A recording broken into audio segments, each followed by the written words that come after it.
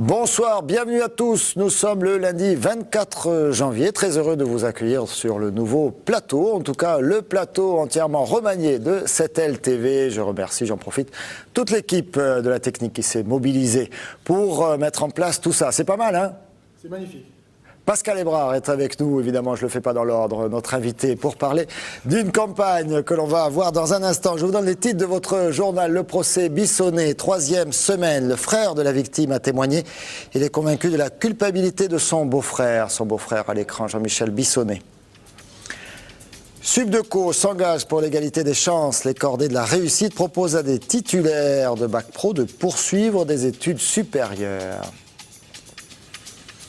Et évidemment, je n'ai pas pu résister, j'en ai parlé à l'avance. Cette campagne de la Fédération des aveugles de France, une campagne choc qui met en scène des personnalités de la vie publique, également des artistes, pour dénoncer le sort fait aux aveugles dans notre pays. Et Pascal Hébrard de l'agence Wonderful est avec nous pour en parler.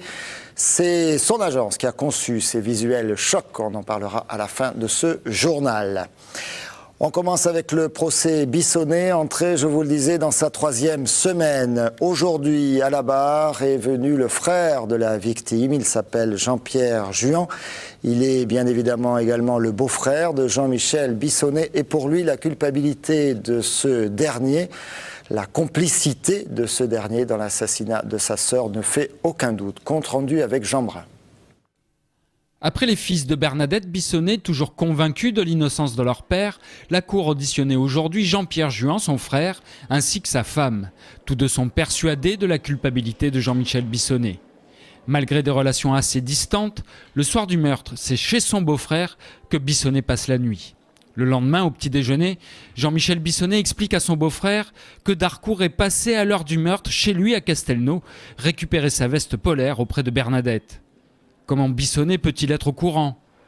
Pour ne pas se tromper, Jean-Pierre Juan a préparé des notes. Vient ensuite le tour de sa femme, qui pour cette affaire de polaire, évoque le soir du meurtre. Les avocats de Bissonnet pointent les divergences dans les déclarations du couple. Il y a deux possibilités, moi je veux rester très objectif. Ou c'est de la mauvaise foi, je ne veux pas y croire, et le désir de faire condamner Jean-Michel Bissonnet pour satisfaire une vieille haine cuite et recuite, mais je ne veux pas y croire. C'est le président qui a donné la bonne piste quand il a interrogé Madame Dominique Juan.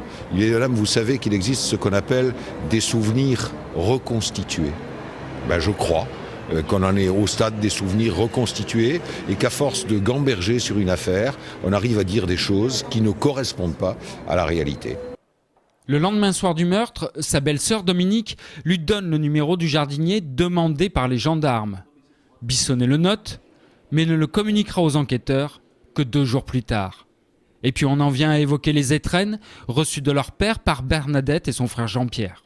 Ce qui est effectivement troublant, c'est que j'ai posé cette question qui est effectivement intime, difficile, mais c'est une somme d'argent en numéraire qui a été remis à mon client et à sa sœur, une somme de 30 000 euros. On sait que Belkacem parle de ces 30 000 euros et on sait surtout que Belkacem dit que M. Bissonnet a agité devant lui des billets verts. Il s'agit bien de cette somme. C'est plus qu'immoral, c'est abject, on est dans l'indécent. C'est-à-dire qu'on n'a même pas on voulait même pas sortir de l'argent de sur porte-monnaie, on voulait utiliser de l'argent de Bernadette. Jean-Michel Bissonnet dément les allégations de Jean-Pierre et Dominique Juan et menace de porter plainte. Maître Fung, qui défend le couple, interpelle alors Bissonnet.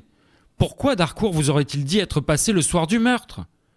C'est un problème que je me suis toujours posé, répond Bissonnet surpris. Moi aussi, répond l'avocat. Ils sont ensemble depuis 25 ans. Ils devaient se marier la semaine dernière. Oui, mais voilà, Tito est portugais, son futur époux, Florent, est français. Et si le mariage homosexuel est autorisé chez l'un, au Portugal, il ne l'est pas chez l'autre en France. Et le consulat portugais de Marseille, qui devait unir les 2 hommes, a finalement fait machine arrière pour des raisons administratives. Hélène Mandroux, le maire de Montpellier, qui a fait du mariage gay un de ses combats, a fait une proposition aux 2 hommes. On l'écoute au micro d'Olivier Roiran.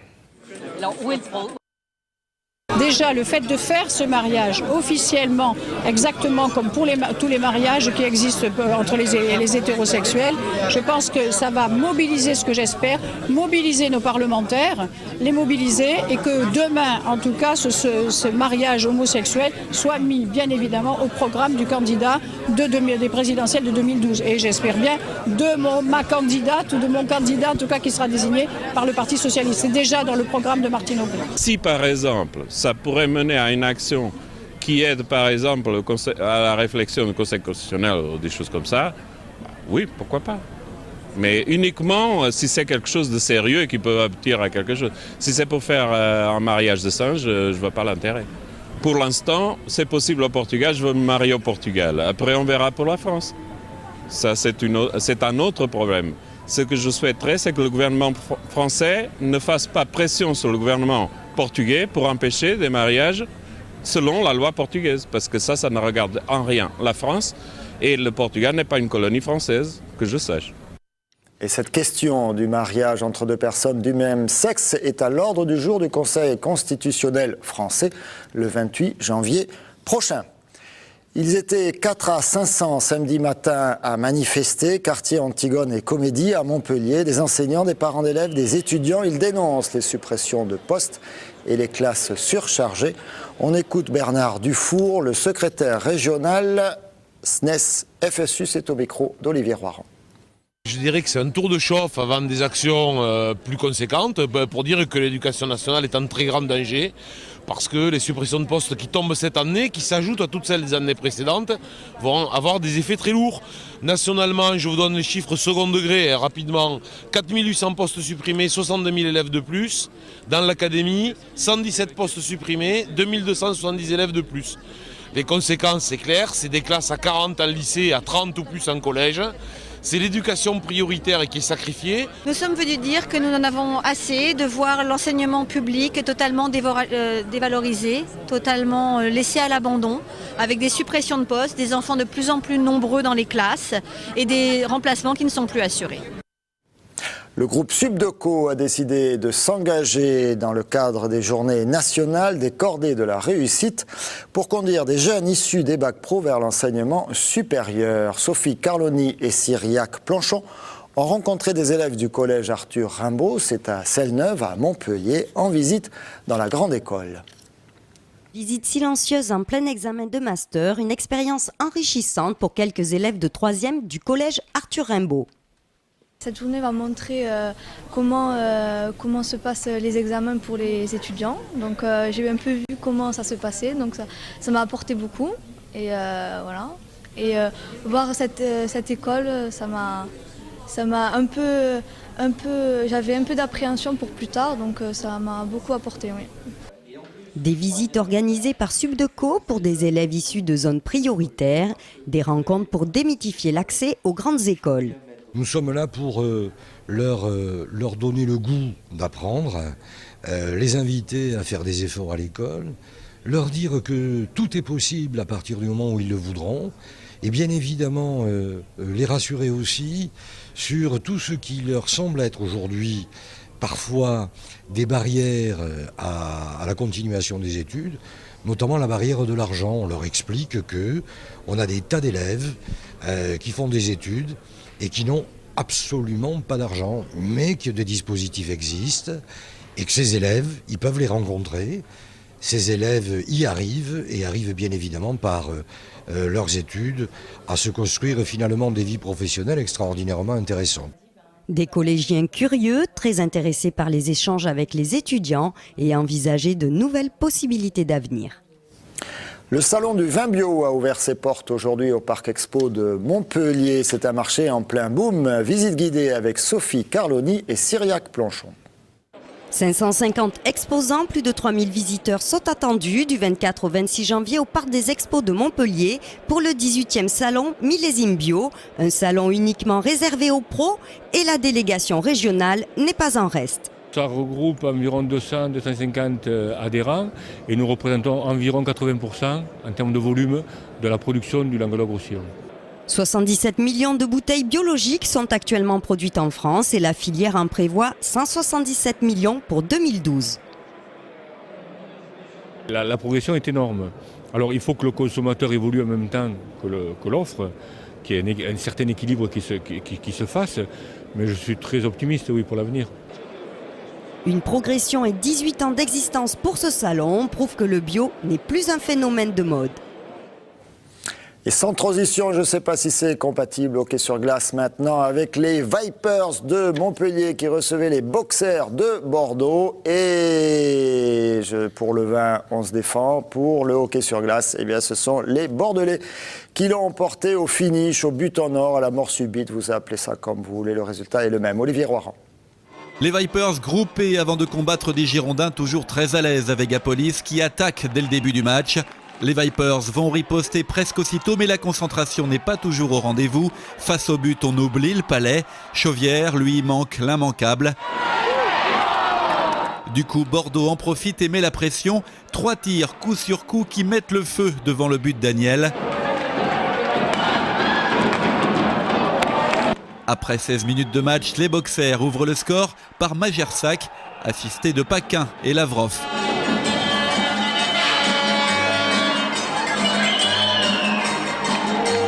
Et les Vipers n'ont plus le choix. Au début du deuxième tiers-temps, il ne faut pas se laisser distancer. 1 minute 30 après le retour sur la glace, ils égalisent. C'est Stroop qui libère son équipe et Vegapolis.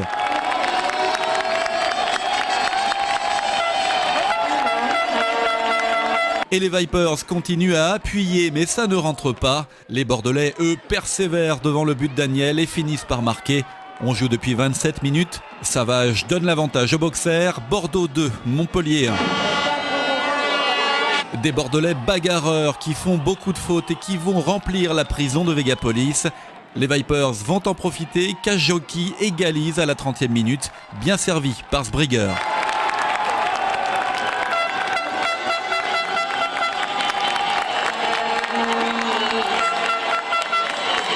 Trois minutes plus tard, Fauchtik s'engouffre dans la défense bordelaise, passe à Chauvière qui marque et donne l'avantage à son équipe. Pour la première fois de la partie, Montpellier mène au score, 3-2.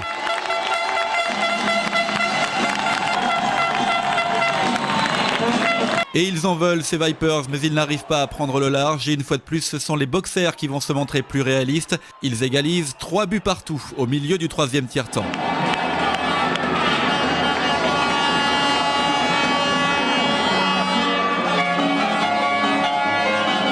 Une minute plus tard, Chauvière tente sa chance. Décidément, ça ne veut pas rentrer.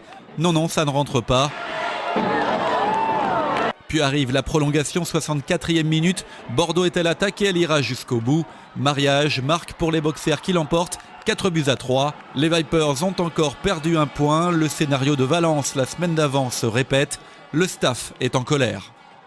C'est sûr, on n'a pas l'instinct tueur, mais c'est parce que mentalement, on n'est pas prêt à faire les efforts pour tuer l'équipe qu'on a en face. On manque de leader charismatique dans cette équipe-là, on manque de niaque, on manque de fierté, comme j'aurais dit, de porter ce maillot et du hockey sur glace. Il faut savoir prendre des coups et se battre, quoi. Et si le travail vraiment est fait à 100% déjà la semaine, ça se répercute le samedi. Mais si on travaille à 60-70%, si on s'estime rapidement fatigué, avoir des petits bobos et puis jouer là-dessus, c'est sûr qu'on peut pas faire du sport de haut niveau. Et le hockey, on l'a compris, c'est un sport d'homme. Les Montpelliérains sont 8e, ventre mou du classement. Je voulais annoncer dans les titres, la Fédération des aveugles et des handicapés visuels de France a sorti un calendrier avec des images chocs. On va en découvrir quelques-unes. Tenez, par exemple, Dominique Strauss-Kahn à gauche, Nicolas Sarkozy, Carla Bruni à droite, affublés de lunettes noires, les lunettes que portent très souvent les aveugles, ou encore avec un chien d'aveugle au bras. La fédération a choisi de frapper fort avec un rappel à la loi, si je puis dire, pour utiliser une formule utilisée par des juges en général. L'objectif de ce calendrier, c'est d'interpeller les pouvoirs publics, plus largement l'opinion sur le sort réservé aux aveugles en France. Il faut préciser que le président de la Fédération nationale des aveugles et Montpelliérain, Vincent Michel, et on va l'écouter du reste tout de suite. C'est pour pousser un coup de gueule sur la situation des déficients visuels dans ce pays. Le président de la République nous a beaucoup papaté avec Gilbert Montagnier, son plan handicap visuel qui n'est qu'une coquille vide. Au fond, les grands sujets qui nous concernent restent toujours les mêmes et les réponses que nous attendons ne viennent pas. Donc, on fait un peu de provoque. Vous citez un chiffre, 15% d'accessibilité des lieux publics pour un objectif de 100% dans quelques années. Ça veut dire qu'on n'y arrivera jamais?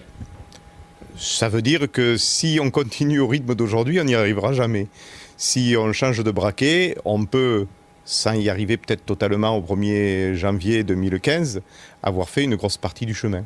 C'est possible. C'est possible parce que les solutions techniques existent. Il suffit simplement d'un peu de bonne volonté et il suffit aussi de vouloir prendre ce problème à bras-le-corps. On peut dire qu'il y a des choses qui vont bien. Le tramway, c'est une réussite. Il y a les feux sonores pour les déficients visuels, ça marche bien. Il y a par contre de vrais problèmes sur le centre-ville, notamment sur les zones partagées avec le fameux tout à zéro où il n'y a plus de repères au sol, si vous voulez, pour les déficients visuels. Et j'espère que cette campagne, entre autres choses, me permettra de rencontrer mon amie Hélène Mandroux, qui semble ne pas voir mes courriers qui arrivent depuis 6 mois.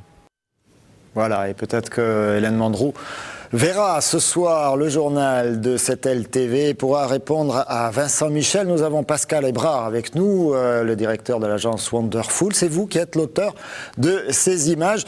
Regardez, je ne sais pas si vous voyez bien, favoriser l'emploi avec Laurence Parisot pour le mois de mai. Le chômage touche 40% des personnes aveugles ou déficientes visuelles, 4 fois plus que la moyenne nationale. C'est un des chiffres forts que vous mettez, que vous déclinez dans ce... Comment vous avez travaillé sur ce calendrier ?